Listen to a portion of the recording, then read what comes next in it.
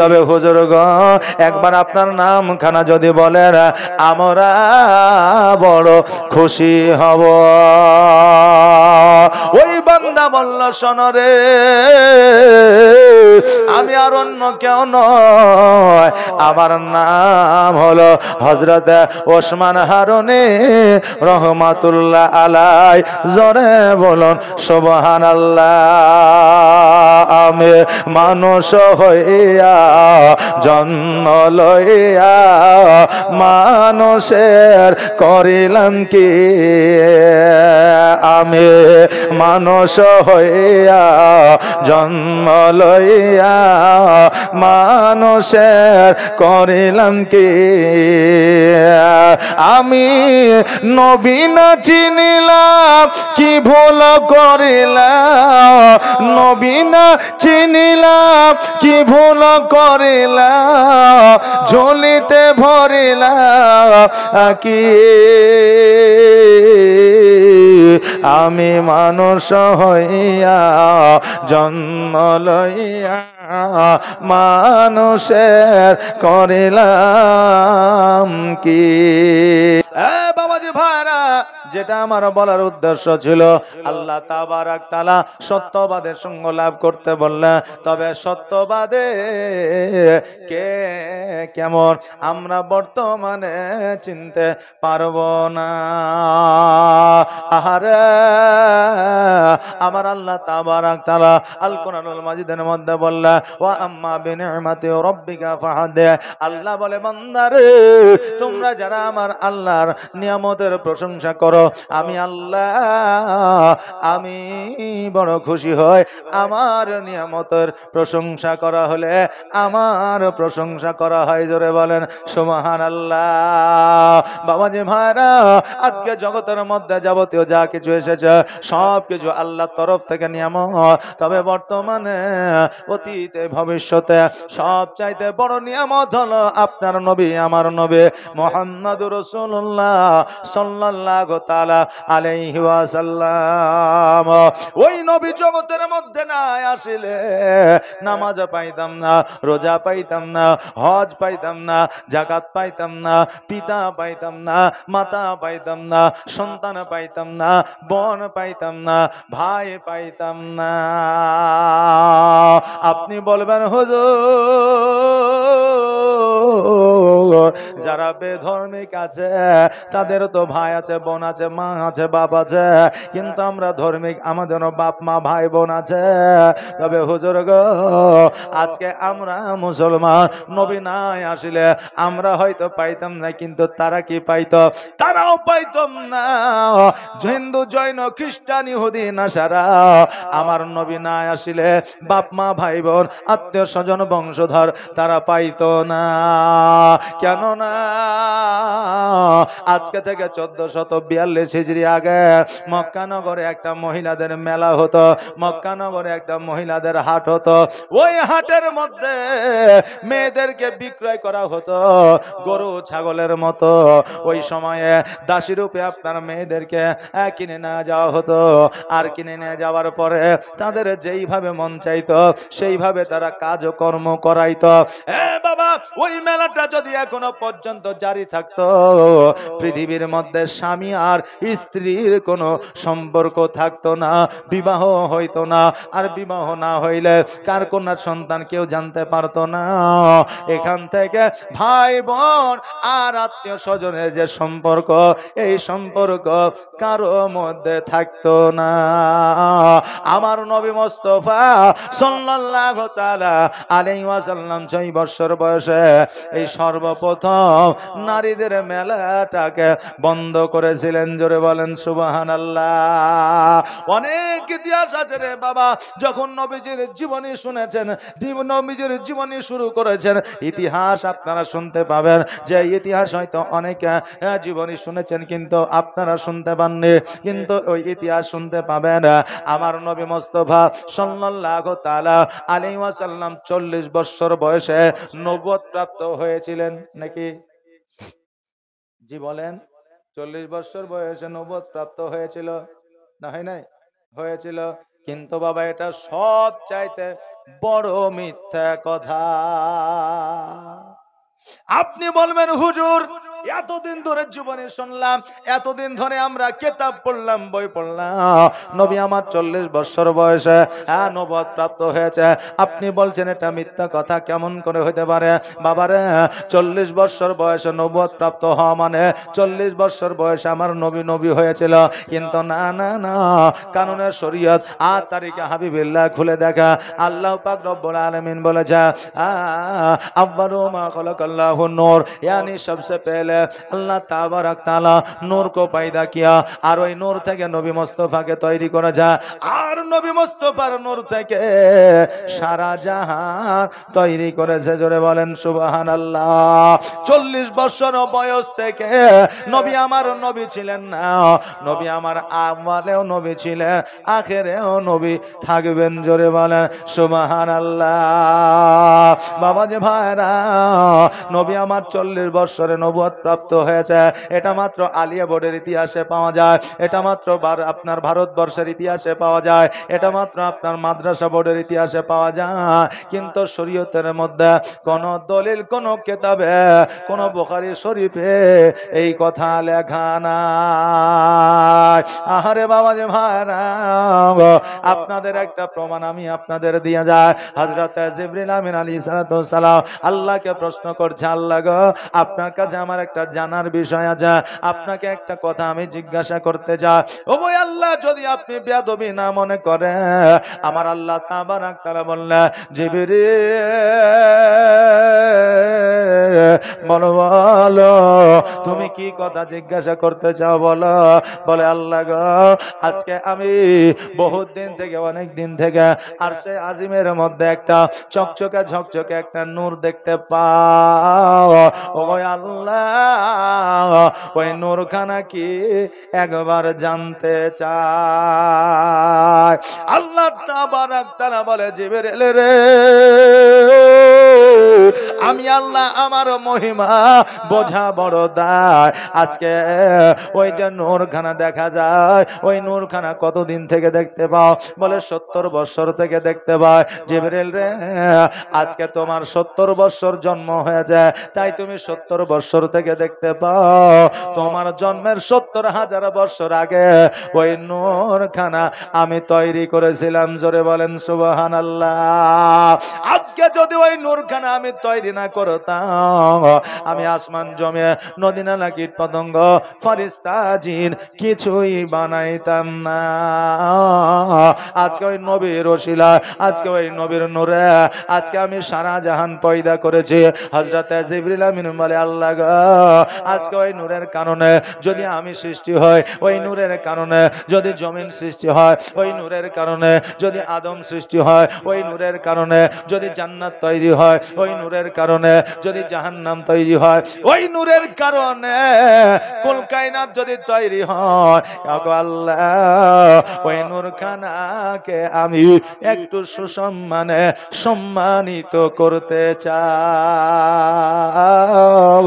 দেখবেন বাবারে, আপনার বাড়িতে যদি কেউ অসুস্থ হয়ে যায় আর কোন ডাক্তারের কাছে যদি ওই অসুস্থতাটা আপনার দূর হয়ে যায়, দেখবেন ওই ডাক্তারকে দেখতে পাইলে আপনার অটোমেটিক একটা রেসপেক্ট তৈরি হয়ে যায়, না হয় না? হয় বাবা। দেখবেন যদি আপনি একটা জায়গা কিনছেন, জমি কিনছেন, যদি কোনো মানুষ আপনাকে সহযোগিতা করে 1 লাখ 2 লাখ টাকা দিয়া, বা জমিওয়ালা যদি বলে ঠিক আছে তোমাকে রেজিস্ট্রি দিয়ে দিলাম, তুমি 6 মাস পরে বাকি টাকাটা দিও, এখন বর্তমানে তো হবেই না, তবু উদাহরণ দিছি, নাকি বলেন? এখন হবে না, তবে উদাহরণ দিছি। আপনি সত্যি জমিটা যদি রেজিস্ট্রি করে নেন আর 6 মাস পরে যদি টাকাটা আপনি দিয়ে দেন, ওই বান্দা যদি আপনার কাছে আসে নিশ্চয় আপনার তার প্রতি একটা রেসপেক্ট দেখাবেন। একটা চা খান ভাই, বসেন একটা বিস্কুট খান, বলবেন কি বলবেন না? এ বাবা, জিবরিল বলতে চাল লাগো, যার জন্য সারা জাহান তৈরি, যার জন্য সারা কুল কায়নাত তৈরি, তাকে আমি সুসম্মানে সম্মানিত করতে চাই। বলে কেমন করে সুসম্মানে সম্মানিত করবা? বলে আল্লাহ গো আমাকে ওই নূরখানা একবার দেন, আমি একবার জমিনের মধ্য থেকে ঘুরে আসতে চাই। আল্লাহ বলে জিবরিল রে ওই নূরখানাকে তুমি কোথায় নিয়ে যাবে? বলে জমিনের মধ্যে নিয়ে যাব।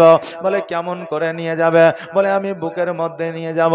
বলে না হবে না, বুকের মধ্যে করে ধরে নিয়ে গেলে আমার নবীর অসম্মান করা হবে। হাতের তালুতে নিয়ে যাব। বলে হাতের তালুতে নিয়ে গেলে আমার নবীর অসম্মান করা হবে। তবে আমার নবীকে যদি তোমাকে নিয়ে যেতে হয় তুমি তোমার মাথায় করে নিয়ে যেতে পারো। হযরত জিবরিল আমিন আমার নবীর নূরখানাকে মাথার উপরে উঠায় লইয়া যেন বাবা জমিনের মধ্যে আনন্দের সহিত যেন ঘোরাঘুরি করতে আছে। দেখবেন এমন জিনিস আছে যদি আপনার ওই জিনিসটা নিয়ে যদি আপনার নেকি হয় আপনার দেখবেন আপনাকে ভারী লাগবে না, লাগবে লাগবে না বাবারে। দেখবেন এখন আমি মৌলভী সাহেব যদি বলে ভাই আমাকে এক প্যাকেট সিমেন্ট বইয়া আমার বাড়িতে দিয়াই, বলে আমি পারবো না, গোসল করে আছি একদম পিটপাট হয়ে আছি, তোমার সিমেন্টের প্যাকেট নিতে পারবো না। কিন্তু যদি বলা হয় মসজিদের সিমেন্ট একটা প্যাকেট মসজিদে ফেলে দাও তখন বাবা মোহব্বতের সময় চলে আসে, তখন ওই সিমেন্টের প্যাকেটটা মাথায় করে মসজিদে ফেলে দিয়ে যায়। এটাকেই বলা হয় মোহাব্বত। আহারে বাবা মোহব্বতে আমার নবীর নূরখানা লইয়া যেন আপনার জমিনের মধ্যে পৃথিবীর মধ্যে ঘোরাঘুরি করতে আছে। এমত অবস্থা দেখতেছেন যেন কিছু বাচ্চা বাচ্চা ছেলে মেয়েরা যেন খেলাধুলা করতে আছে। হযরত জিবরিল আমিন তাদের খেলাধুলা দেখতে আরম্ভ করেছে। তাদের খেলাধুলা দেখতে দেখতে তাদের খেলাধুলা যেন পছন্দ হয়ে গেছে। জিবরিল আমিন বলতেছে ওগো বাচ্চারা তোমরা কি আমাকে একটু খেলতে নিবা? অনেক বাচ্চা আছে দেখবে পৃথিবীতে খেলাধুলা করে, যারা দাদু আছে যারা কাকা আছে বাচ্চাদের খেলাধুলা পছন্দ হইলে দেখবেন তারাও খেলাধুলা ওই বাচ্চাদের সঙ্গে করে না, করে না? বেশি না হলেও 2 মিনিট 1 মিনিট খেলে, খেলে না, একটু আনন্দ উপভোগ করে। জিবরিল আমিন বলল আমাকে কি খেলতে নিবা না? বলে আপনাকে কেন খেলতে নিব না? যদি আপনি খেলেন অবশ্যই আপনাকে খেলা নিব। আহারে বাবা জিবরিল আমিন ওই নূরখানাকে একটা জঙ্গলে রেখে দিলেন, আর দেওয়ার পরে ওই বাচ্চাদের সঙ্গে খেলাধুলা আরম্ভ করলেন। খেলাধুলা করতে করতে সময় যেন অতিবাহিত হয়ে যায়। হযরত জিবরিল আমিনের হঠাৎ করে মনে পড়ে আল্লাহ গো আজকে নূরখানা অনেকক্ষণ হয়ে গেল নিয়ে আসা, এবার আমাকে ঊর্ধ্বগমনে যেতে হবে।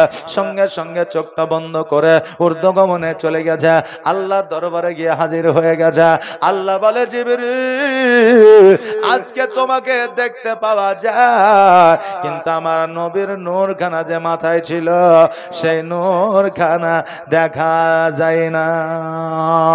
চট করে মাথায় হাত দেয়, নূরখানা যেন দেয় না। সঙ্গে সঙ্গে বলে আল্লাহ গো আমি জমিনের মধ্যে রেখে দিয়ে এসেছি, একবার সুযোগ দাও আমি জমিনের মধ্য থেকে নিয়ে আসি। নিচে নেমে গেলেন জমিনে, যাওয়ার পরে যেই জায়গায় নূরখানা রেখেছিল ওই জায়গায় নূরখানা খুঁজতে আছে, যেন নূর আলো জ্যোতিখানা যেন না। বাচ্চাদেরকে ডাক দিয়ে বলে বাচ্চারে এই জায়গায় যে একটা নূর ছিল, জ্যোতি ছিল, আলো ছিল, তোমরা কি কেউ পেয়েছ? সকল বাচ্চারা বলে না আমি পাই নাই। একজন বাচ্চা মহিলা চুপ করে বসে আছে, সে যেন কিছুই বলে না। জিবরিল আমিন বুঝতে পেরেছে যে বাচ্চার কাছে নূরখানা আছে। আহারে বাবা এখন বর্তমানে যদি বাচ্চারা কিছু পেয়ে যায় তবে ওই বাচ্চা ওই জায়গায় আর বসে না, সঙ্গে সঙ্গে বাড়িতে নিয়ে চলে যায় না, যায় না? পেলে সঙ্গে সঙ্গে নিয়ে বাড়িতে বাপ মাকে দেখায়, এটা কি দেখো? বাবারে, কিন্তু এই বাচ্চা বসে আছে। তখনকার খেলাধুলা ছিল আলাদা, এখন বর্তমানে খেলাধুলা হলো আলাদা। আগের যুগে আমরা খেলেছি আপনার মাঠে জঙ্গলে আমের বাগানে গিয়ে খেলাধুলা করেছি, কিন্তু ফুটবল খেলেছি, ক্রিকেট খেলেছি, গুলি ডান্ডা খেলেছি, আপনার টিপ্পি খেলেছি, এইসব খেলা ছিল আগে, না ছিল না যে ছিল। কিন্তু এখন বর্তমানে ওই সমস্ত খেলা না। আপনি যে একটু আনন্দ ভোগ করবে, যুবকদের সঙ্গে একটু খেলবে, সেই সুযোগটা আপনার কাছে নয়। কারণ হইল এরা কোনো বাগানে যায় না, মাঠে যায় না, আপনার জঙ্গলে যায় না, এরা রাস্তার মোড়ে নইলে ফাঁকা ময়দানে সাঁকুর ওপরে বসে মোবাইলটা ফুল চার্জ করে আপনার শুধু মার মার ধর ধর করে মোবাইল টিভি। কারণ এখন মোবাইল এদের সবকিছু, কথা বললেন না, মোবাইলে গেম খেলে, মোবাইলে গেম এত খেলেছে সাইবার ক্রাইম হয়ে গেছে। দেখা যাচ্ছে হায়দ্রাবাদ থেকে তাকে পুলিশে ধরার জন্য এসেছে, এরকম অনেক কাহিনী ঘটছে। যুবকেরা ওই গেমের মধ্যে যুক্ত হয়ে যায়, আজকে মা বাবার সম্মানের দিকে তাকাই না, বড়দেরকে সম্মান জানাই না, বড়দেরকে শ্রদ্ধা জানাই না, রাস্তার মধ্যে আপনার মোবাইল গেম খেলছে, মুখে তার বিড়ি আছে। এখন চাচা রাস্তা দিয়ে যাচ্ছে, বলে তোর চাচা যাচ্ছে বিড়িটা ফেলে দে, বলছেন না আমার বিড়ি কি ওর বাপের টাকায় খাচ্ছি নাকি, বিড়ি আমার বাপের টাকায় খাচ্ছি, অসুবিধা কি আছে? এ বাবা, যুবকদের লজ্জা উঠে গেছে, বড়দের সম্মান করে না, আর এইটা দেখে বড়রা ছোটদের স্নেহ করে না।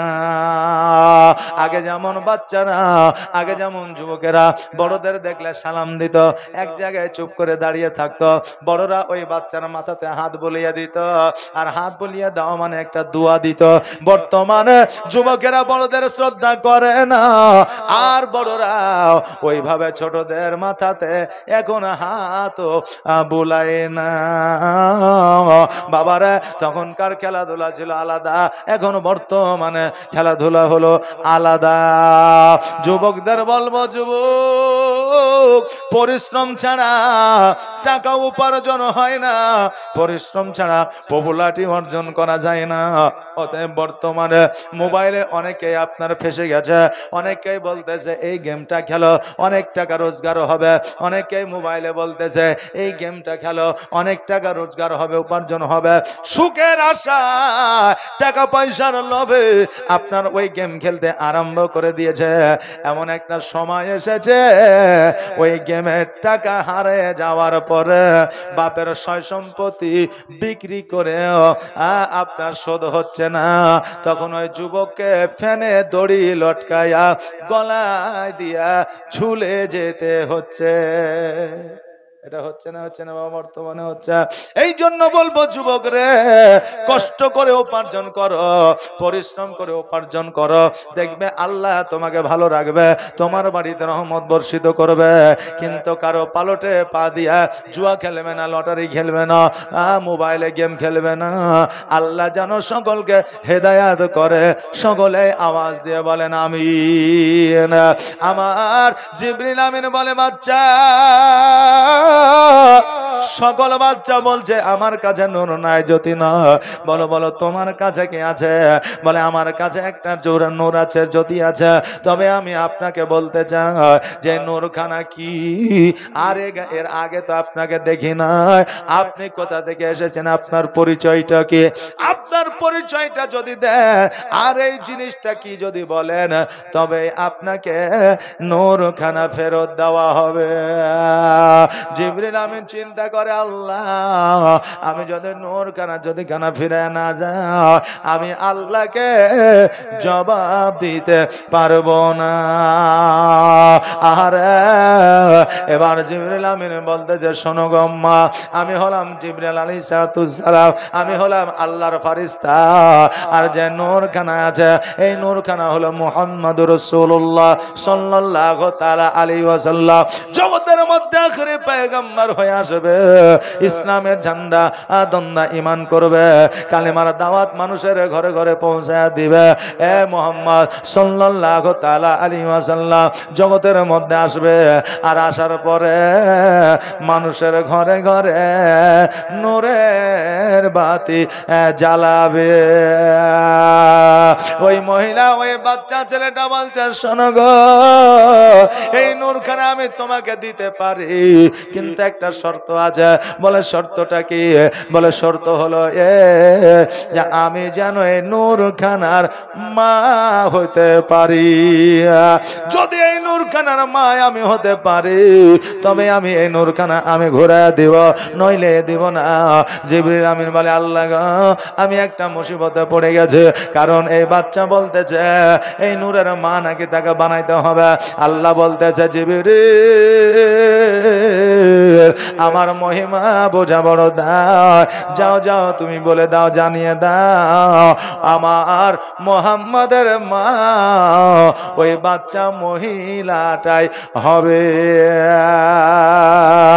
এবার বললে, এ বাচ্চা শোনো, আজকে নবীর মা তোমাকে বানিয়ে দেওয়া হবে, আজকে ওই নূরখানা তুমি আমাকে দাও। ওই মহিলা বলল, শোনো রে, কথা দিয়েছো, কথা বলেছো, এটা ঠিকই, কিন্তু জান্নাতের খাতা কলম নিয়ে এসে একটু সই স্বাক্ষর করে নাও। জান্নাত হইতে খাতা কলম নিয়ে এসে এবার বাবা সই স্বাক্ষর করে না হলো, আর ওই মহিলাকে নামখানা জিজ্ঞাসা কর হলো, বাচ্চারে তোমার নামখানা কি একবার বলো। ওই বাচ্চা বলল, আমার নাম হলো হযরতে আমিনা। জোরে বলেন সুবহানাল্লাহ। ওই মহিলা বলল, আমার নাম হলো আমিনা। অতএব শোনো, আজকে জান্নাতের খাতায় লিখে নিলাম, আগামীতে আমি নবীর মা হব, এবং নবীর মা হয়ে নিজের ভাগ্য পরিবর্তন করব। জোরে বলা যাবে না সুবহানাল্লাহ। কারণ আর নবী ছাড়া আল্লাহ পাবি না রে দিবানা, নবী ছাড়া আল্লাহ পাবে না, আর নবী ছাড়া আল্লাহ পাবে না রে দিবানা, নবী ছাড়া আল্লাহ পাবে না। আর আল্লাহ বলে কোরআন পাকে, যে জন পেতে চাও আমাকে, আল্লাহ বলে কোরআন পাকে, যে জন পেতে চাও আমাকে, ধরো গিয়া নবীর দামান খানা রে দিবানা, নবী ছাড়া আল্লাহ পাবে না, আর নবী ছাড়া আল্লাহ পাবে না, আরে দিবানা, নবী ছাড়া আল্লাহ পাবে না। আল্লাহুম্মা সাল্লি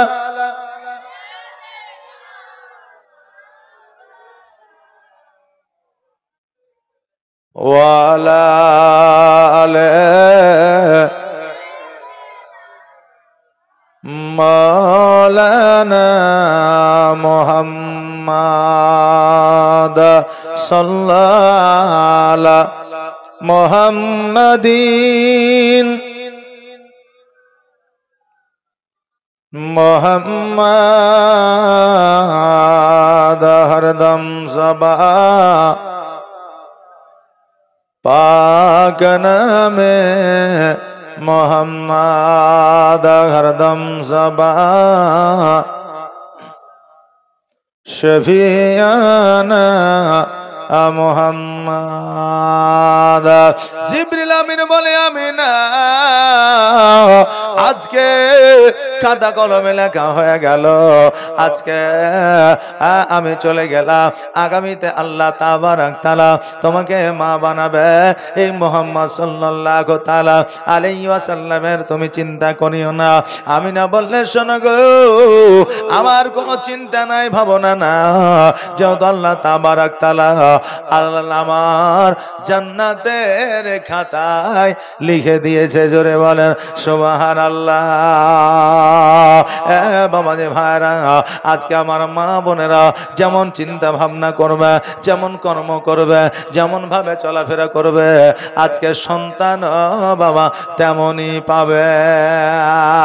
সন্তান মায়ের গর্ভে এসেছে, আর ওই মা যদি আপনার 10 মাস 10 দিন যদি আপনার শফিকের ভিডিও দেখে, আর যদি সিরিয়াল দেখে, মোবাইল নিয়ে যদি সময় পার করে, গর্ভে সন্তান আছে, আচ্ছা বলেন মা গান দেখলো, নাচ দেখলো, মা নাটক দেখলো, সিরিয়াল দেখলো, আর ওই বাচ্চাকে যদি মনে করে আমার বাচ্চাকে আল্লাহ ওয়ালা বানাবো, জীবনে কখনো কি সম্ভব হবে? হবে? হবে না। কেন না? একটা বাচ্চা যখন মায়ের গর্ভে থাকে, ওই মায়ের কান্নায় বাচ্চার কান্না হয়, ওই মায়ের চোখটা বাচ্চার চোখ হয়, ওই মায়ের মুখটা বাচ্চার মুখ হয়। আজকে ওই ব্রেনটা বাচ্চার ব্রেন হয়। কেননা বড় পীর আব্দুল কাদের জিলানী মায়ের গর্ভে 1 মাস নয়, 2 মাস নয়, 14 মাস পর্যন্ত ছিলেন। আর মা আব্দুল কাদের জিলানী যখন জগতের মধ্যে আসলে, তখন বাবা 19 পারার হাফেজ হয়ে জগতের মধ্যে এসেছিলেন। জোরে বলেন সুবহানাল্লাহ। কেন না উনার মা হযরতে উম্মুল খায়র মা ফাতেমা গর্ভে সন্তান রাখিয়া 2 বার কোরআন তেলাওয়াত করতেন। আর ওই কোরআন তেলাওয়াত শুনে শুনে আপনার আব্দুল কাদের জিলানী মায়ের গর্ভে বসে বসে 19 পারা মুখস্থ করেছিলেন। জোরে বলেন সুবহানাল্লাহ। এই জন্য বলবো মারে, তোমাদের গর্ভে যখন সন্তান আসবে, তোমরা মোবাইল দেখবে না, গান বাজনা শুনবে না, গীবতের মধ্যে জড়াবে না। তোমরা কোনদিনের তরে ওই মোবাইল নিয়ে ব্যস্ত থাকবে না। গর্ভে সন্তান থাকলে কোরআন তেলাওয়াত করবে, গর্ভে সন্তান থাকলে জিকির আজকার করবে, গর্ভে সন্তান থাকলে নামাজ আদায় করবে, গর্ভে সন্তান থাকলে মিথ্যা কথা থেকে বিরত থাকবে।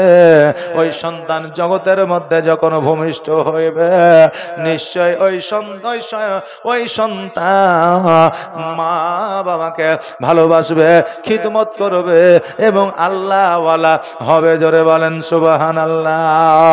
হযরতে জিবরিল আমিন নূর খানাকে লইয়া আকাশ পথে গেলেন।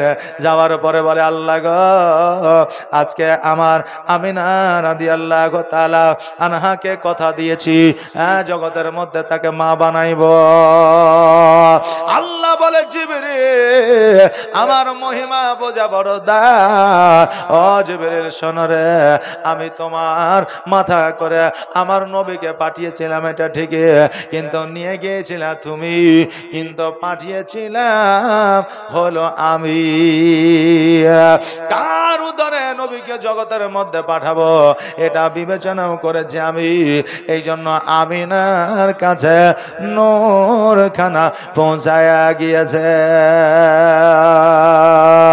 এইভাবে দিনগুলো যেন বাবা অতিবাহিত হয়ে যায়। মদিনায় বাড়ি ছিল আপনার আমিনার, মক্কায় বাড়ি ছিল আব্দুল্লাহ।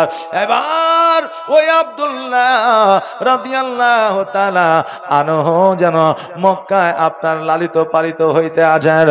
আব্দুল মুত্তালিব রাদিয়াল্লাহু তাআলা আনহু ছিলেন আমার আব্দুল্লাহ রাদিয়াল্লাহু তাআলা আনহুর যেন বাবা আব্বা যান।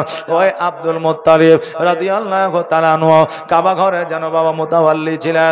আব্দুল মুত্তালিব রাত্রি বেলায় বিছানায় শুয়ে আছে। আল্লাহ তাবারাক তাআলা স্বপ্নের মাধ্যমে দেখা, ওই আব্দুল মুত্তালিব হযরত ইব্রাহিম আলাইহিস সালামের পুত্র হযরত ইসমাঈল আলাইহিস সালামের গুল্লার ডাবে যেই জায়গায় জমজমের পানির ফোয়ারা উঠেছিল, ওই পানির ফোয়ারাটা বন্ধ হয়ে গেছে। ওই পানির ফোয়ারাটা তোমাকে চালু করতে হবে। বলে কোন জায়গায় আছে? যেই জায়গায় আবে জমজমের পানি ছিল ওই জায়গায় এখন মন্দির তৈরি হয়ে গেছে। অতএব শোনো রে, ওই জায়গা থেকে যেমন করে তোমাকে জমজমের পানি উদ্ধার করতে হবে। পরের দিন আব্দুল মুত্তালিব রাদিয়াল্লাহু তাআলা আনহু যেন বাবা কোদাল নিয়ে দাউলি নিয়ে যেন চলতে আরম্ভ করলেন। এবার একটা মন্দিরের মধ্যে যদি জমজমের পানি থাকে, কেউ কি সহজে ওই জায়গা খনন করতে দেবে? দিবে? কোন মন্দিরের মধ্যে যদি আমি বলি এই জায়গায় স্বর্ণ আছে, কেউ খুঁড়তে দিবে না? দিবে?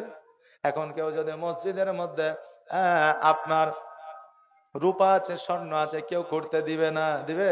এক একজনের ধর্ম এক একজনের প্রাণের চাইতেও প্রিয়।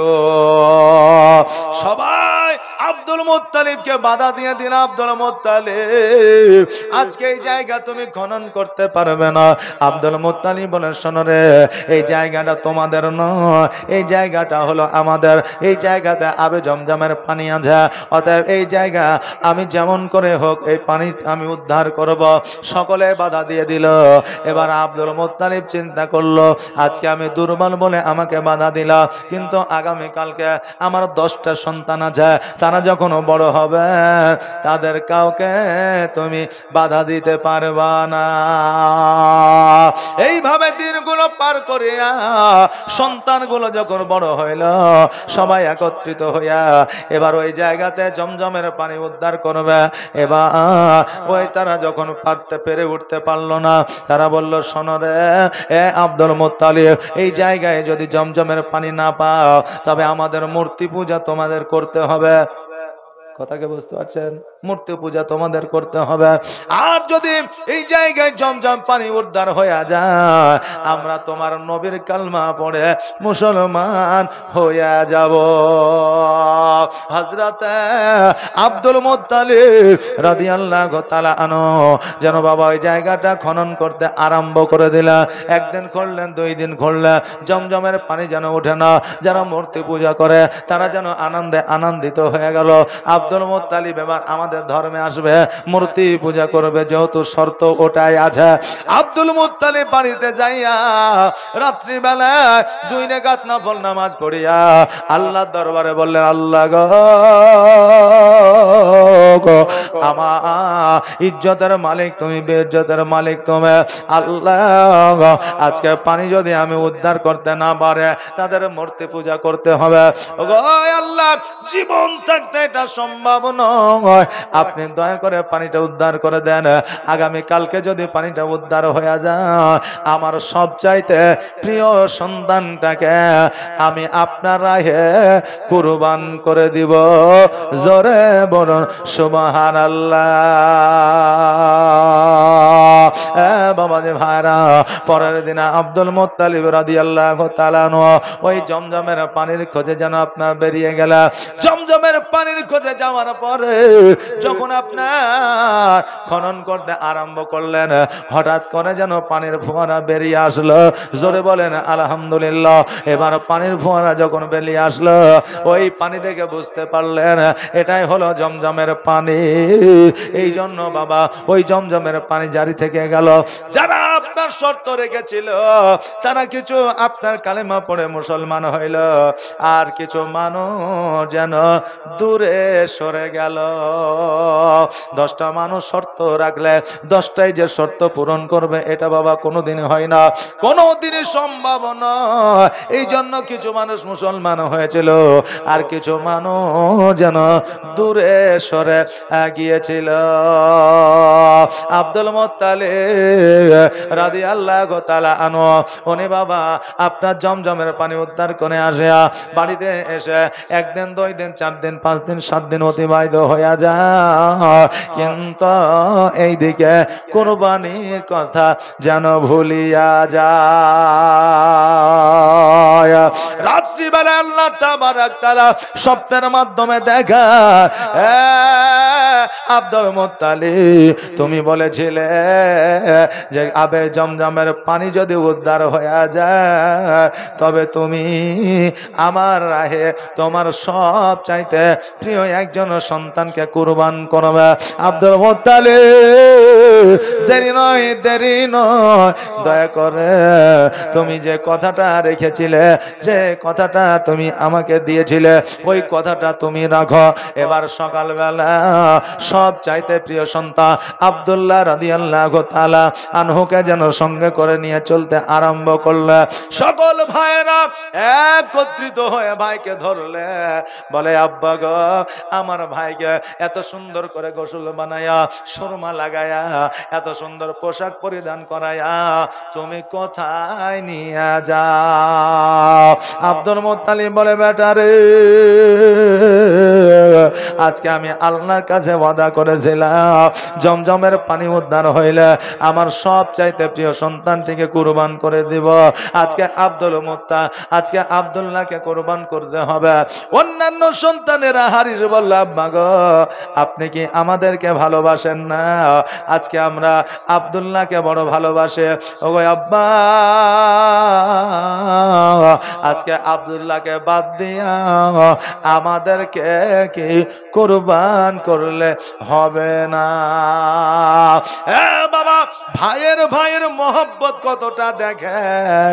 এক ভাইকে কুরবান করতে নিয়ে যাচ্ছে, আরেকজন ভাই বলছে ভাইয়ের বদলে আমাকে কি কুরবান দেওয়া যাবে না? আর আজকে আমরা এমন ভাই, মায়ের পেট থেকে জন্ম নিয়েছে, ভাই যদি অভাবে পড়ে ওই ভাই একবার তাকায় পর্যন্ত দেখে না। কথা ঠিক না ভুল বাবা? তাকিয়ে পর্যন্ত দেখে না। কোন ভাই অভাব অনটনে যদি জায়গা জমি বিক্রি করে তো দেখবেন ভাই আগে কেনার জন্য ওই জায়গায় হাজির হয়ে যায়। ভাই আগে যাই কেনার জন্য, জায়গাটা তো বেচবি, তা আমাকে দে। ভাই আর বলে না তোর জায়গা আছে থাক, তোর কত টাকা দরকার বল। যদি তোর 2 লাখ টাকা দরকার হয় আমি 50 দিছি, আর কোন জায়গায় 50,000 দেখ, আর কোন জায়গায় 50,000 কর্ম কর, দে তোর কাজটা কর, জায়গাটা রেখে দে, তুই 6 মাস পরে আমাকে টাকাটা দিয়ে। কিন্তু ভাইকে জমি বেচার জন্য বাধ্য করে দেয়। যখন ওই ভাই জমি বিক্রি করতে যায়, নিজের ভাই জায়গাটাকে কিনে নেয়। বাবাজি ভাইরা, আমি ভাইদের মধ্যে বিভেদ সৃষ্টি করতে আসি না, তবে বর্তমানে মহব্বত ভাইদের মধ্যে এখন না। 100-র মধ্যে 98টা ভাইয়ের মধ্যে মহব্বত নাই। নিজের ভাই ছাড়িয়া অপরের সঙ্গে যেন মহব্বত আমরা করে যাই।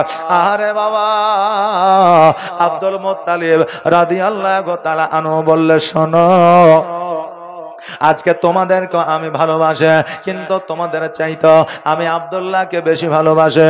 অতএব আব্দুল্লাহকে কুরবান না দিলে কুরবান আল্লাহর দরবারে কবুল হবে না।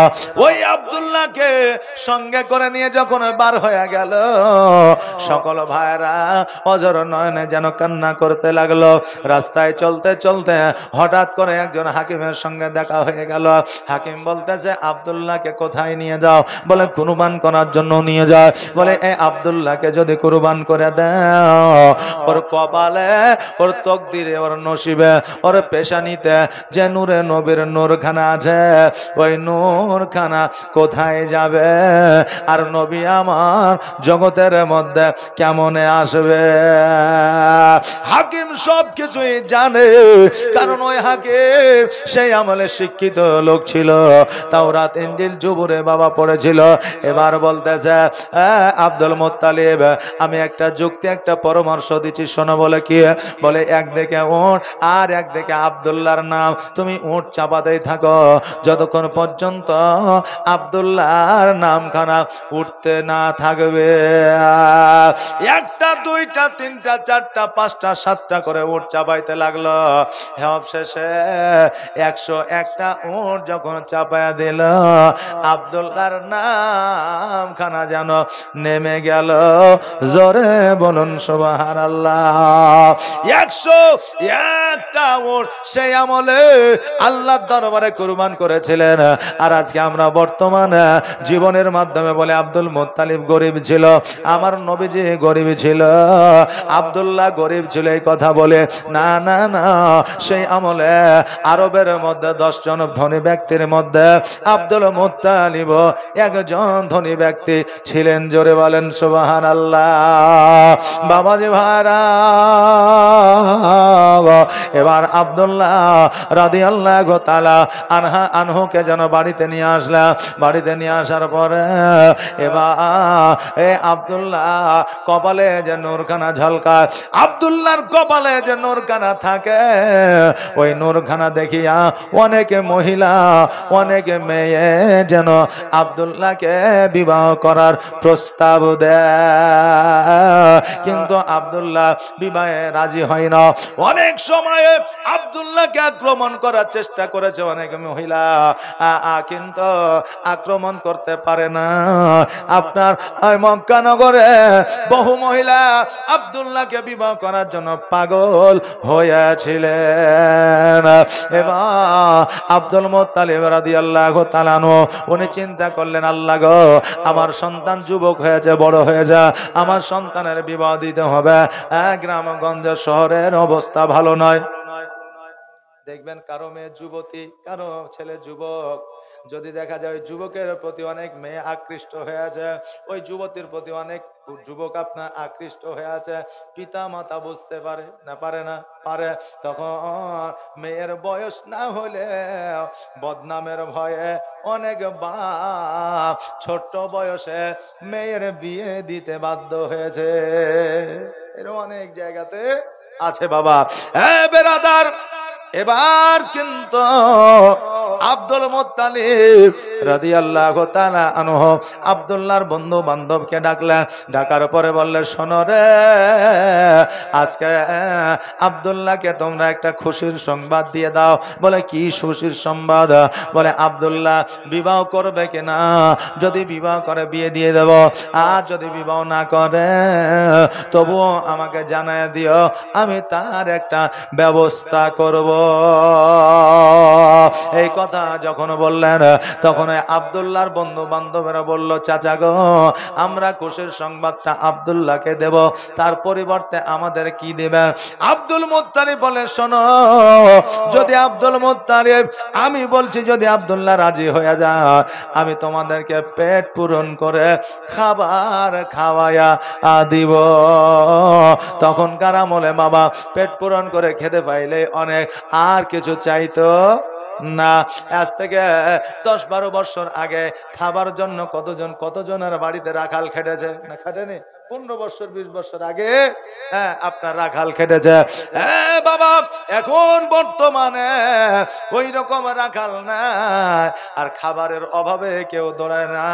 বাবারে আব্দুল মুত্তালিব বলল, তোমাদের খাওয়াইয়া দেব। তারা যেন খুশি হয়ে গেল। এবার আব্দুল্লাহর কাছে গেল, যাওয়ার পরে বন্ধু বান্ধব পাঁজরে বসলো। বসার পরে বলে, আব্দুল্লাহ, আজকে তোমার আব্বা একটা খুশির সংবাদ দিয়েছে, আনন্দের পয়গাম দিয়েছে, তুমি যদি রাজি হইয়া যাও আমাদেরও ভালো হবে। বলে, কি সংবাদ? একবার বলো বলো। ওই বন্ধুরা বলল, আব্দুল্লাহ, তুমি বিয়ে করবা কি বলো? তোমার আব্বা বিয়ের প্রস্তাব দিয়েছে। আব্দুল্লাহ বলতেছে, বন্ধুরে, আমার আব্বা আমাকে বিয়ের প্রস্তাব কি দেবে? আজকে থেকে বহুদিন আগে আমার বিয়ে আল্লাহর জান্নাতে হয়ে গেছে। আমার বিয়ে আল্লাহর জান্নাতে হয়ে গেছে, অতএব আমার আর বিয়ে দেওয়া লাগবে না। বন্ধুরা বলতেছে, আব্দুল্লাহ, তোমার কি মাথাটা খারাপ হয়ে গেছে? আমরা বন্ধু হয়তো জানতে পারলাম না, কিন্তু তোমার আব্বাও কি জানে না? আব্দুল্লাহ বলে, শোনো রে, আমি আর আমার বিবি আর আমার আল্লাহ ছাড়া জগতের কেউ জানে না। বাবাজি ভাইরা, বন্ধু বান্ধবেরা যাইয়া আব্দুল মুত্তালিবকে বলে, চাচা আপনার ছেলে তো দেখছে মাথাটা খারাপ হয়ে গেছে। বলে কেন? বলে তাদের নাকি বিবাহ জান্নাতের মধ্যে হয়ে গেছে। বলে তাই নাকি? বলে হ্যাঁ। এবার বলে আমার সন্তানকে তুমি ডাকো। এবার আব্দুল্লাহকে ডাকা হলো।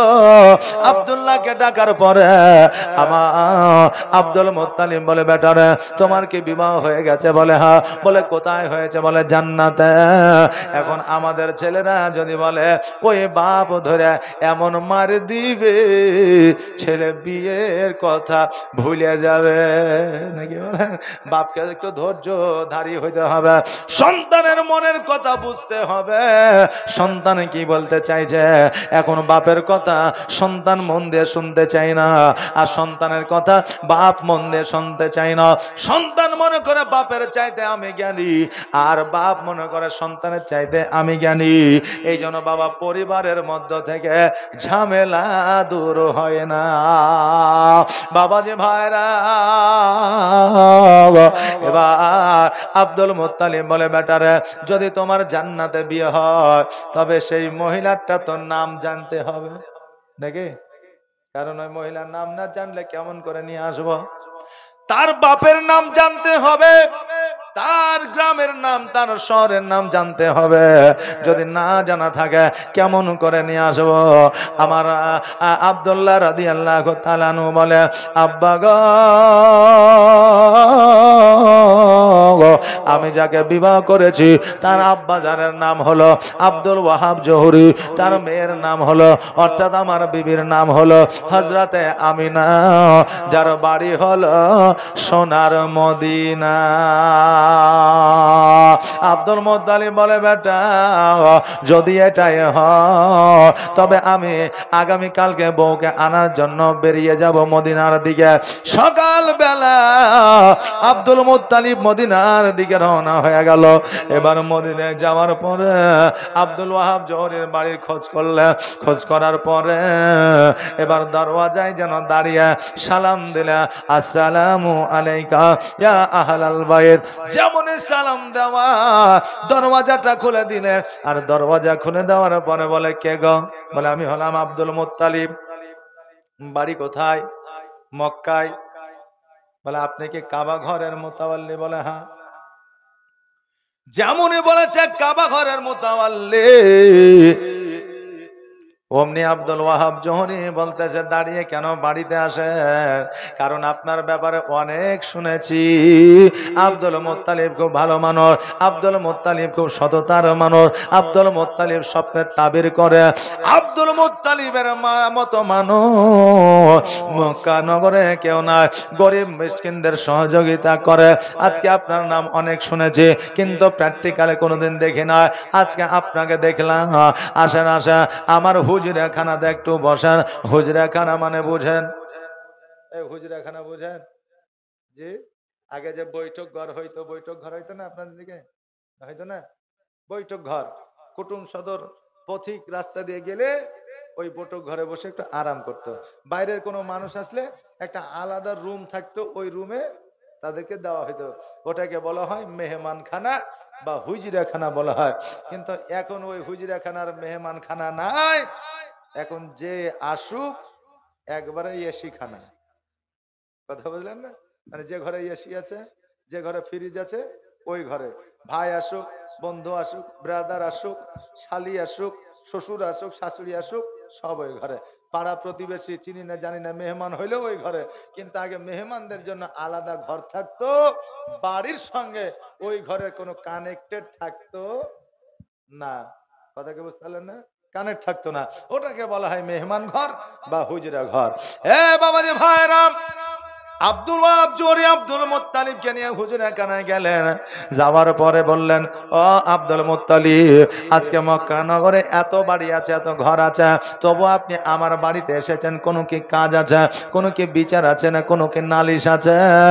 আব্দুল মুত্তালিব বলে, শোনো গো আমি শুনলাম আপনার নাকি একটা কন্যা আছে। বলে হ্যাঁ। বলে ওই কন্যাটার সঙ্গে নাকি আমার বেটা আব্দুল্লাহর বিবাহ হয়েছে। আব্দুল ওয়াহাব জোরে বলে শোনো গো আমার কন্যার বিবাহ হয়েছে আমি তো জানি না, তবে আমার মেয়েকে একবার জিজ্ঞাসা করে আসে। আমরা হলে ওই লোকটাকে দূর দূর করে তাড়িয়ে দিতাম, কিন্তু না না না, আমিনার কাছে গেল। যাওয়ার পরে বলে মা মক্কা থেকে একজন মেহমান এসেছে। এবার আমিনা বলতেছে আব্বা গো মক্কা থেকে যে মেহমানটা এসেছে ওই মেহমানটার নাম কি? Abdul Muttalib. বলে হ্যাঁ। বলে আব্বা দেরি নয় দেরি নয়, জলদি করে পানি দিয়ে আসেন, হাত মুখ গুলো ধোবে আর কিছু খেজুরের ব্যবস্থা করে দে, কারণ ও আর অন্য কেউ নয়, উনি হলেন আমার শ্বশুর আব্বা। জোরে বলুন সুবহানাল্লাহ। আব্দুল ওয়াহাব জোরে অবাক হয়ে গেল, বেটা কেমন করে তোমার শ্বশুর আব্বা হতে পারে? বলে আব্বা গো ওর সন্তানের নাম হলো আব্দুল্লাহ, আমাদের বিবাহ হয়ে গেছে জান্নাতের মধ্যে, আমার আল্লাহ তাবারক তাআলা জান্নাতের মধ্যে বিবাহ পড়ে দিয়েছে, অতএব জগতের মধ্যে উনি আমার স্বামী আর আব্দুল মুত্তালিব আমার শ্বশুর আব্বা। আরে বাবাজি ভাইরা, সঙ্গে সঙ্গে আব্দুল ওয়াহাব জোহরে খানা পিনার ব্যবস্থা করলে, আর আব্দুল মুত্তালিব বলতেছে আমার এবার একটু পাঠায়া দেন। বলে কোথায়? বলে আমার সঙ্গে মক্কায় আমার বৌমাকে পাঠায়া দেয়। আব্দুল ওয়াহাব জোহরি বলতেছে না না, কেমন করে পাঠাতে পারে? কারণ হলো আমি একা আপনার সঙ্গে পাঠাইতে পারবো না, আপনি আমার জামাইকে নিয়ে আসবে আর আমার কন্যাকে নিয়ে যাবে। তাই কিনা? জামাই ছাড়া প্রথম মেয়েকে কেউ কোনোদিন পাঠিয়েছে শ্বশুর বাড়ি? পাঠায়নি। আব্দুল মুত্তালিব বলে তবে ঠিক আছে আগামী কালকে আসবো। বলে ঠিক আছে। আব্দুল মুত্তালিব বাড়িতে গেলে, বাড়িতে যাওয়ার পরে এবার আব্দুল্লাহকে বলে আব্দুল্লাহ আগামী কালকে রেডি হয়ে যাবা, তৈয়ার হয়ে যাবা, আগামী কালকে তোমাকে যাইতে হবে মদিনা আমার বৌমা মা আমিনাকে আনার জন্য। আমার বৌমা মা আমিনাকে আনার জন্য চলে যাবা, আর নিয়ে আসার পরে আমরা এই বাড়িতে রাখবো। আমার দয়ার নবী মুস্তাফা সাল্লাল্লাহু তাআলা আলাইহি ওয়াসাল্লাম মা আমিনার উদর থেকে আসবে, আমি আব্দুল মুত্তালিব বড় খুশি হয়ে যাব। আব্দুল্লাহ বলে আব্বা গো সঙ্গে কি কিছু বন্ধু বান্ধব নেব? বলে ঠিক আছে সঙ্গে কিছু বন্ধু বান্ধব নিবা। এবার বাবাজি এবার সঙ্গে কিছু বন্ধু বান্ধব লইয়া যেন মদিনার দিকে রওনা হয়ে গেলে আমার সোনার মদিনা, আমার প্রাণের মদিনা, আমার দয়ার মদিনা, আমার কলিজার মদিনা, যেই মদিনায় শুয়ে আছে,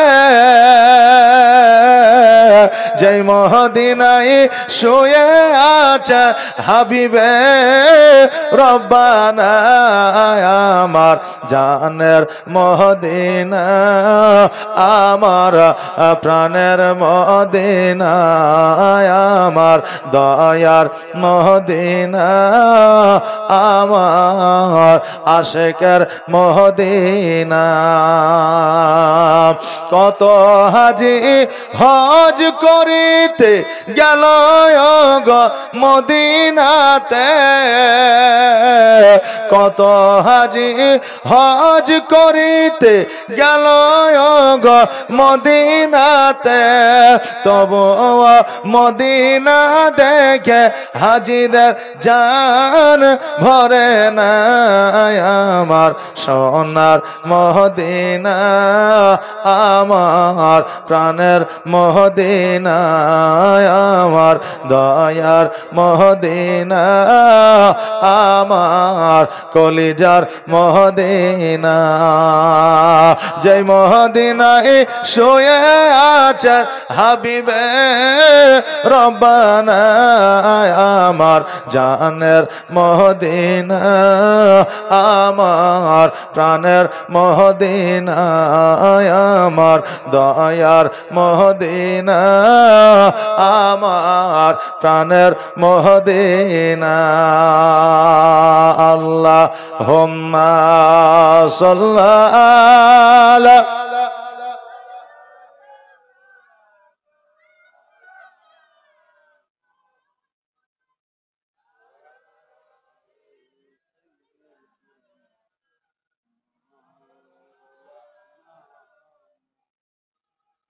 সাল্লাল্লাহু আলা মুহাম্মাদিন মোহাম্মদ হরদম জবা সে নিকালো পাক নামে মোহাম্মদ হরদম জবা से निकालो शफियाना मोहम्मद। बाबा जी भाईरा আমার হযরতে আব্দুল মুত্তালিব রাদিয়াল্লাহু তাআলা আনহু সকলকে সঙ্গে লইয়া যেন মদিনার দিকে রওনা হয়ে গেলেন। এবার মদিনায় যাওয়ার পরে এবার আব্দুল ওয়াহাব জোহরের বাড়িতে যাওয়ার পরে খানা পিনা হওয়ার পরে জগতের মধ্যে আপনার বিবাহ পড়ানোর পরে এবার সবাই যখন বাড়ির দিকে ফিরে আসবে এবার মা আমিনা রাদিয়াল্লাহু তাআলা আনহাকে যেন বাবা আপনার পালকির উপরে উঠায় দিয়েছে। এবার পালকিতে উঠে দেওয়ার পরে যখন পালকি চাড়বে আমার আমিনা বলে আব্বা গো আমি আপনার কাছ থেকে জীবনে কোনোদিন কিছু চাই নয়, না চেয়েছি সোনা, না চেয়েছি দানা, না চেয়েছি হীরা, না চেয়েছি টাকা পয়সা। আব্বা আজকে আপনার কাছে আমি একটা জিনিস চাইবো আব্বা, আপনি দয়া করে আমাকে দেবেন। আব্দুল ওয়াহাব জোহরি বলে মা আজ পর্যন্ত তুমি আমার কাছে কিছু চাও নাই, আজকে তুমি কি চাও বলো, তুমি যেটা চাইবে সেটাই আমি দেব। আমি না বলতে আব্বা গো আমার সোনা চাই না, মনে মুক্তা চাই না, আমার টাকা চাই না, পয়সা চাই না, শাড়ি চাই না, কাপড় চাই না। আব্বা আজকে আমার পালকি খানা যেই চারজন ধরে সোনার মদিনা থেকে মক্কায় নিয়ে যাবে তাদের জীবনে যেন কোনো গুনাহ না থাকে। চিন্তায় চিন্তিত হয়ে গেল সবাই যে মানুষ যারা তাদের জীবনে একটা গুনাহ থাকবে না সেটা হইতে পারে না, কেউ গ্যারান্টি দিতে পারবে না। পারবে বাবা? আপনার জীবনে আমার জীবনে কারো জীবনে গুনাহ একটা নাই, কেউ গ্যারান্টি দিতে পারবে না। সবাই যেন চুপ করে আপনার দাঁড়িয়ে আছে, কেউ যেন পালকিতে হাত দেয় না। আব্দুল ওয়াহাব জোহরি চিন্তা করে আল্লাহ আমার মেয়ের পালকি কি তবে মদিনা থেকে মক্কায় যাবে না? আল্লাহর ফেরেশতারা বলে আল্লাহ গো একবার যদি আমাদের অর্ডার দিয়ে দেন, আমি জিবরিল আমিন আছে, ইসরাইল আলাইহিস সালাম আছে, ইসরাফিল আলাইহিস সালাম আছে, মিকাইল আলাইহিস সালাম আছে, ও আল্লাহ যদি একবার অর্ডার দাও আমরা আমিনার পালকি খানা সোনার মদিনা থেকে মক্কায় পৌঁছায়া দিব। বাবাজি ভাইরা এবার আমার আল্লাহ বললেন ফেরেশতারা রে আমার মহিমা বোঝা বড় দায়, যাও যাও আমিনার পালকি খানা মক্কা থেকে মদিনায় তোমরা পৌঁছায়া দাও। ও মাঝি নৌকা ছেড়ে দে, ও মাঝি নৌকা ছেড়ে দে আর হেলা করিস না, ছেড়ে দে নৌকা মাঝি যাব মদিনা, ছেড়ে দে নৌকা মাঝি যাব মদিনা। ও মাঝি পাল তুলে দে আর হেলা করিস না, ছেড়ে দে নৌকা মাঝি যাব মদিনা, আমি দেখব মদিনা, আমি যাইব মদিনা। মক্কায় নবী এলা মা আমিনার ঘরে, হাসিলে হাজার মানি কাঁদিলে মুক্তা ঝরে। জোরে বলেন। মক্কায় নবী এলো মা আমিনার ঘরে, হাসিলে হাজার মানি কাঁদিলে মুক্তা ঝরে। আর দয়ার নবী যার সঙ্গে, আর দয়ার নবী যার সঙ্গে, তার কিসের ভাবনা, ছেড়ে দে নৌকা মাঝি যাব মদিনা, আমি দেখব মদিনা, আমি যাইব মদিনা, আমি যাইব মদিনা, আমি দেখব মদিনা। আল্লাহুম্মা সাল্লি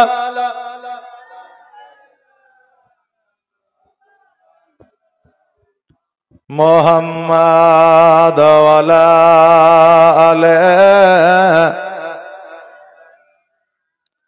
মাওলানা মুহাম্মাদ। বাবাজি ভাইরা, ও আমার মা বোনেরা, এই দেখেন বাবা আমার আমিনা রাদিয়াল্লাহু তাআলা আনহা পালকি খানা যেন মাথায় করে যেন আপনার মক্কার দিকে নিয়ে আসে। এখন বর্তমানে পালকি নিয়ে আসলে যেন বাবা কেউ গান বলে, কেউ ছন্দ বলে, আর কেউ বাবা যার মন যেটা চাই সেটা বলে। কিন্তু আল্লাহর ফেরেশতারা আমার মা আমিনা রাদিয়াল্লাহু তাআলা আনহা যখন বাবা পালকি খানা নিয়ে আসতেছিলেন, তখন বাবা পড়তেছিলেন আসসালাতু আসসালামু আলাইকা ইয়া রাসূলুল্লাহ সাল্লাল্লাহু তাআলা আলাইহি ওয়াসাল্লাম। বাবা যে ভাইরা, আমার মা আমিনা রাদিয়াল্লাহু তাআলা আনহার পালকি খানা নিয়ে আসলেন আল্লাহর ফেরেশতারা, যার জীবনে একটা পর্যন্ত গুনাহ না। আর আজকে আমরা যখন বিবাহ করার জন্য এক গ্রাম থেকে অপর গ্রামে যাই, সবার আগে গুনার কাজটা শুরু হয়, যেটা হলো জামাইয়ের চপ্পল চুরি হয়ে যায়। আপনাদের দিকে হয় কি? এদিকে মনে হয় না, কিন্তু অনেক জায়গা আছে জামাই চপ্পল খুলে ঢুকলো আর চপ্পলের খোঁজ নাই। শেষের বেলায় যখন চপ্পল নিয়ে আসবে, তখন যারা শালি হয় তারা বলছে যে আগে 5,000 দাও, তো চপ্পল নিয়ে যাও। ও বলছে 5,000 দরকার নাই, 200 টাকা তো চটি বাজারে যে আবার কিনে নেব। কথা বুঝলেন না? আছে আবার এই দেখেন গেট রেখে দিয়েছে মিষ্টি আর শরবত রেখে দিয়েছে, দেবে যে 5,000 দাও, দিয়ে বুঝলেন এই মারামারি হুড়াহুড়ি লেগেছে, দিয়ে বিয়ে বরবাদ হয়েছে, মেয়েটারও জীবন নষ্ট, ছেলেটারও জীবন নষ্ট। এগুলো আমাদের বর্তমানে বাবা চলছে, হচ্ছে, কিন্তু এগুলো শরীয়তে কোনো প্রাধান্য দেয় না। দেয়? দেয় না।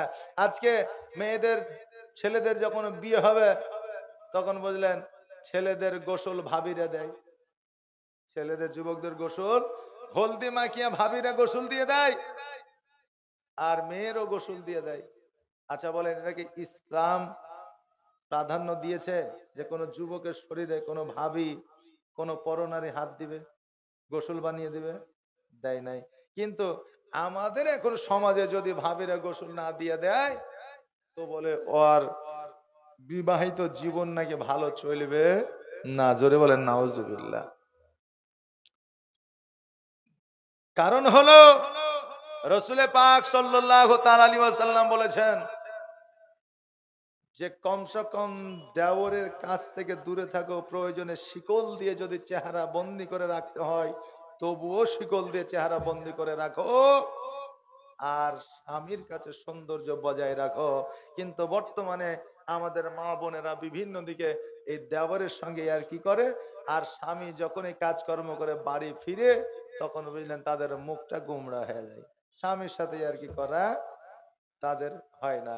বেরাদার, আল্লাহ রসুল বলেছেন স্বামীর সঙ্গে যদি আর কি করে, আর ওই স্বামী যদি মিচকে একটু হেসে দেয় বিবির প্রতি, তা আল্লাহ তাবারক তাআলা তার নেকির খাতে একটা হজের নেকি লিপিবদ্ধ করে দেয়। জোরে বলেন সুবহানাল্লাহ। এই জন্য স্বামীদের সঙ্গে বিবিরাই আর কি করবে, কথা বুঝলেন? এক জায়গায় বলেছিলাম যে স্বামীদের সঙ্গে বিবিরাই আর কি করবে, জীবনী শুনে বাড়ি গেছে। পরের দিন স্বামী সকালবেলায় উঠে ইন করে জামা পরে মালদা বেরোবে, আর স্ত্রী বুঝলেন এক বালতি পানি স্বামীর গায়ে ছিটিয়ে দিয়েছে, আর স্বামী বুঝলেন অমনি এক চড়। পরের দিন এসে বলছে হুজুর আপনি যে বললেন স্বামীর সঙ্গে ইয়ার্কি করলেন নেকি পাওয়া যায়, তা আমি যে ইয়ার্কি করলাম তো মার খেলাম। তো বলছে কি আর কি করেছ?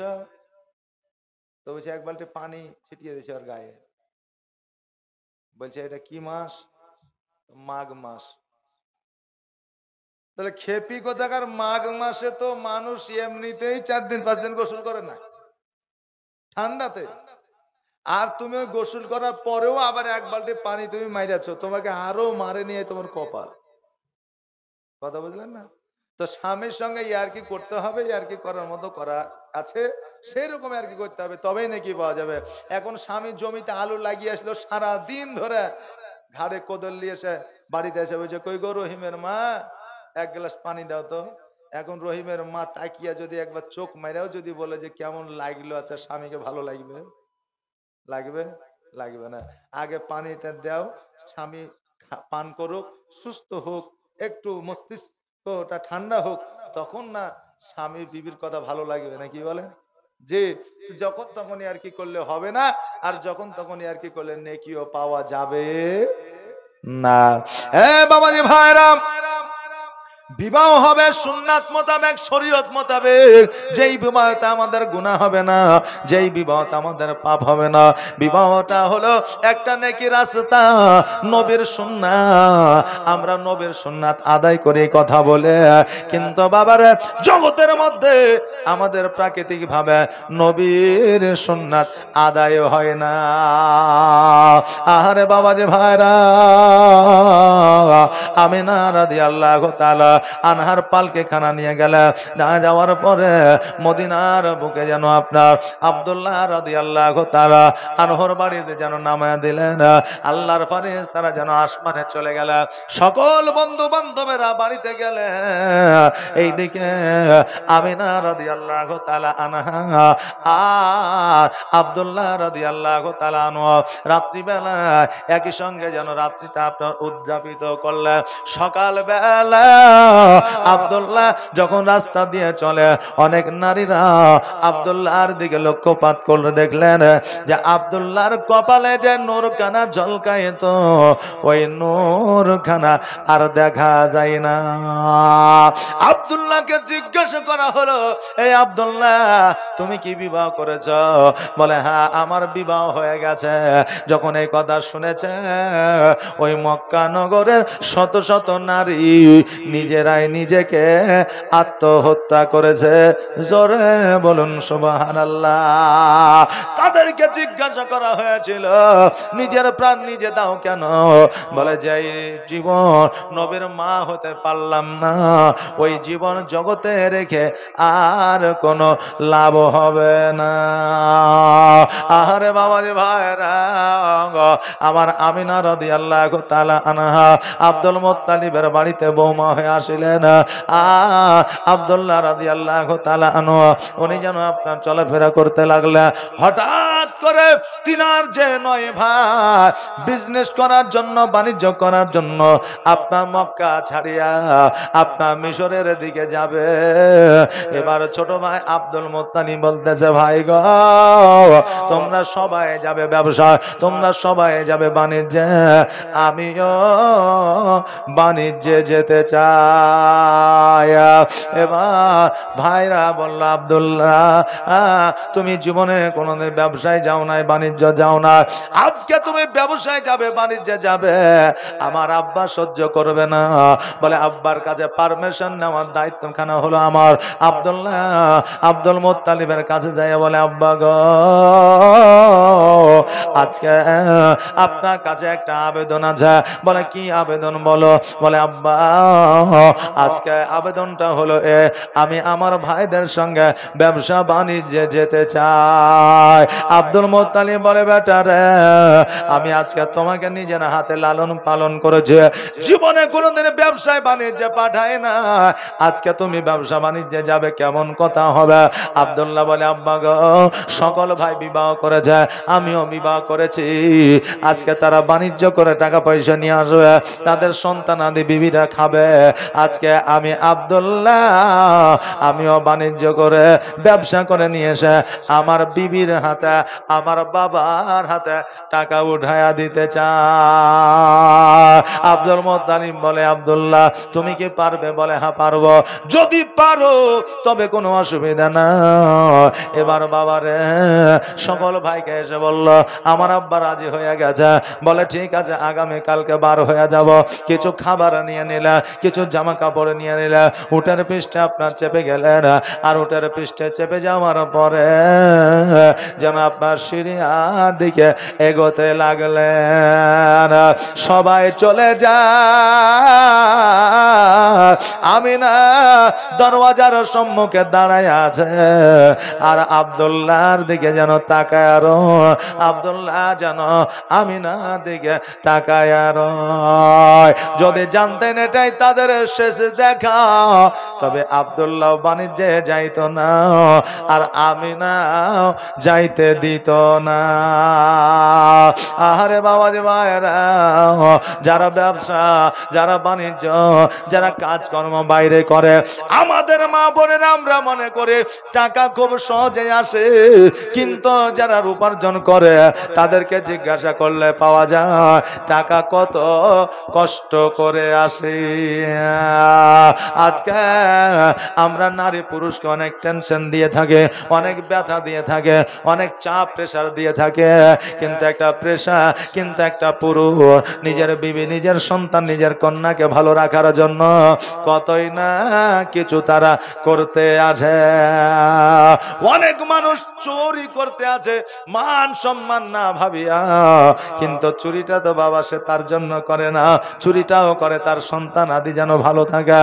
বাবারে এই জন্য চুরি আপনাকে করতে বলছি না, কর্ম অনেক আছে, কর্ম করা, কারণ হইল চুরি করা মহাপাপ, আমার রাসূল বলে দিয়েছে। জোরে বলেন নাউজুবিল্লাহ। বাবাজি ভাইরা, আব্দুল্লাহ ভাইদের সঙ্গে বাণিজ্যে গেল, একে অপরের দিকে তাকায় দেখো, বাণিজ্যে যাওয়ার পরে আব্দুল্লাহকে বলে, আব্দুল্লাহ এই জন্য আমরা তোমাকে নিয়ে এসেছি, যখনই তোমাকে সঙ্গে করে কোনো কাজে যাইতাম, ওই কাজে আমরা সাকসেস হতাম, কারণ তোমার লাকটা ভালো, তোমার ভাগ্যটা ভালো। আজকে বাণিজ্যে এসেছে, কি হয় দেখা যাক। আব্দুল্লাহকে নিয়ে বাণিজ্যে গিয়েছিলেন, যেই 6 মাসের জিনিস 1 মাসের মধ্যে সেল করে দিয়েছিলেন, আর পুনরায় বাড়ির দিকে ফিরে আসতেছিলেন। মাকামে আব্বায় যখন পৌঁছায় গিয়েছে, ওই মাকামে আব্বায় পৌঁছে যাওয়ার পরে আব্দুল্লাহর যেন জ্বর চলে এসেছে। আব্দুল্লাহ বলতেছে, ভাই গো আমার শরীরে এত জ্বর, আমি তত্তর করে কাঁপতে আছি, আমি হয়তো এখন আর বাড়ি যাইতে পারবো পারবো না। ওগো ভাই,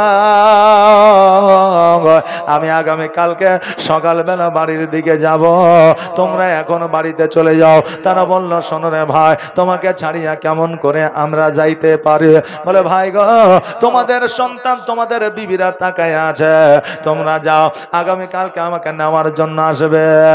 সকল ভাইরা যেন বাবা মক্কার দিকে রওনা হয়ে গেল।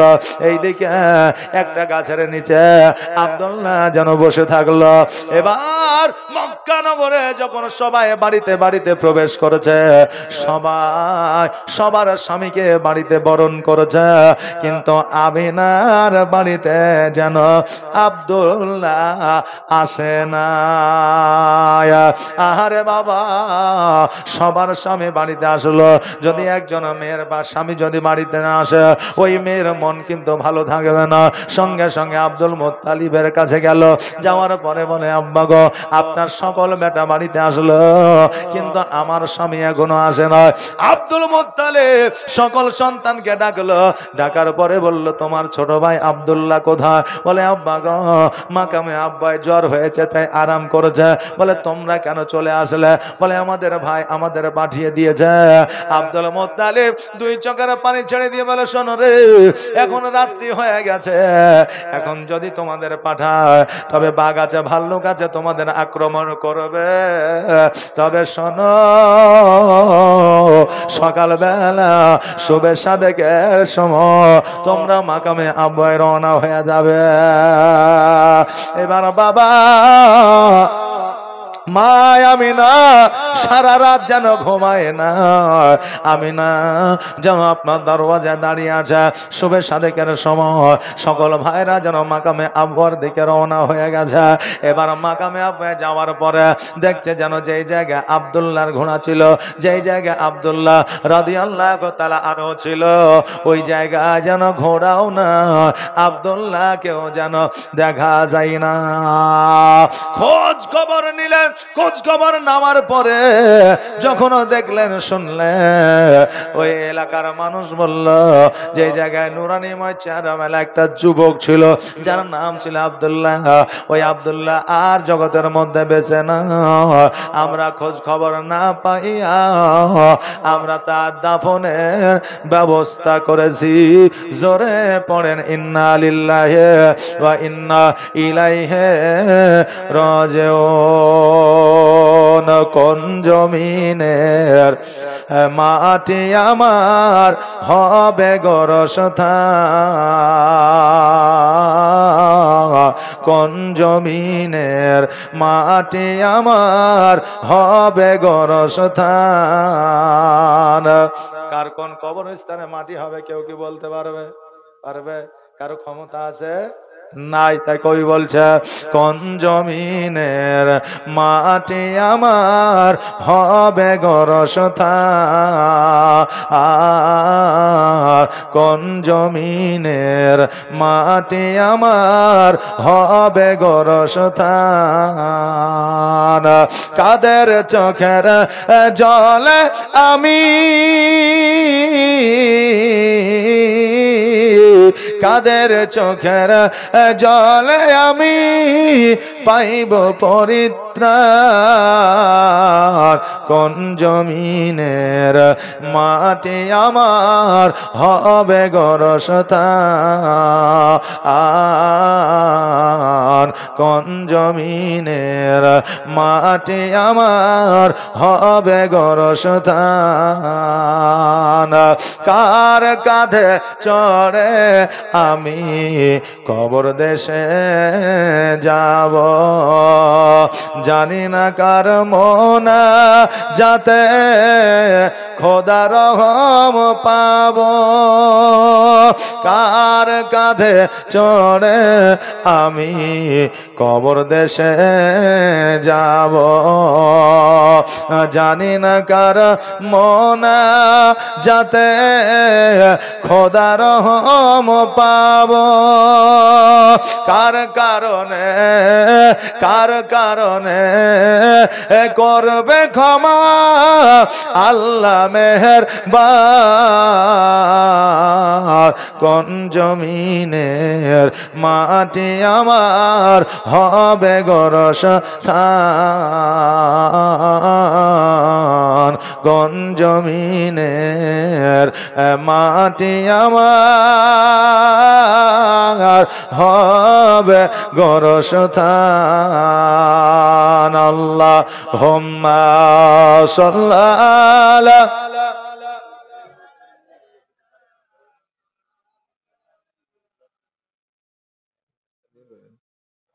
ওয়ালা আলি সাইয়্যিদিনা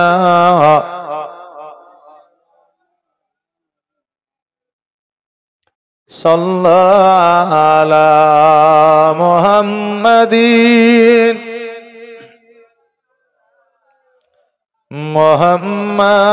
মুহাম্মাদ হরদম ज़बान से निकालो पाक नामे मुहम्मद हरदम ज़बान से निकालो शफियाना।